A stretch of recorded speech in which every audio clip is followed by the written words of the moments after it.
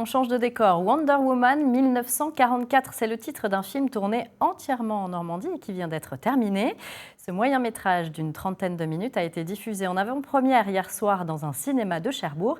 Il a été réalisé par Jacques Hersan. Bonjour. Bonjour. Alors, c'est un film de super-héros qui se déroule en Normandie en 1944. Comment vous avez mêlé fiction et réalité ?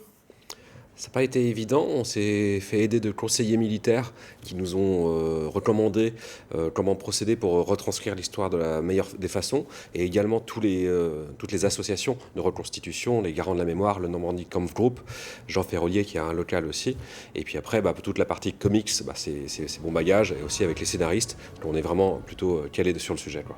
Alors, avec ce film, la Normandie est mise à l'honneur. Il a été intégralement tourné dans la région ? On va dire 98%.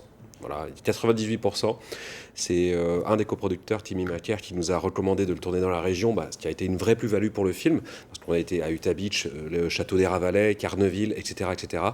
Il y a une partie futuristique dans le film, que je laisserai les gens regarder sur YouTube, qu'on a tourné plutôt en région parisienne, parce qu'en fait, on avait besoin de building très haut. Mais 98%, tout est tourné en Haute-Normandie. En Basse-Normandie. En Basse-Normandie. En Basse-Normandie, Orne, Calvados, Manche. C'est ça, exactement. Vous n'êtes pas normand Oui. à l'origine. Alors, c'est un projet que vous avez débuté en 2020 avec une association de bénévoles, avec un petit budget. Il devait sortir en 2024 pour les 80 ans du D-Day. C'est ça. C'est un parcours semé d'embûches.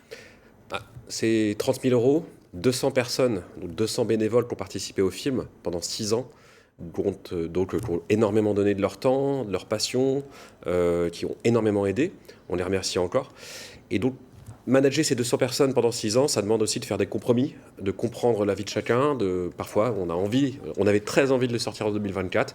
La vie a fait que. Maintenant, pour les retours étant très positifs pour l'instant, ça semble être un mal pour un bien. Alors justement, il vient de sortir finalement maintenant, avant-première hier soir à Cherbourg. Et quelle est la suite pour Wonder Woman 1944 ?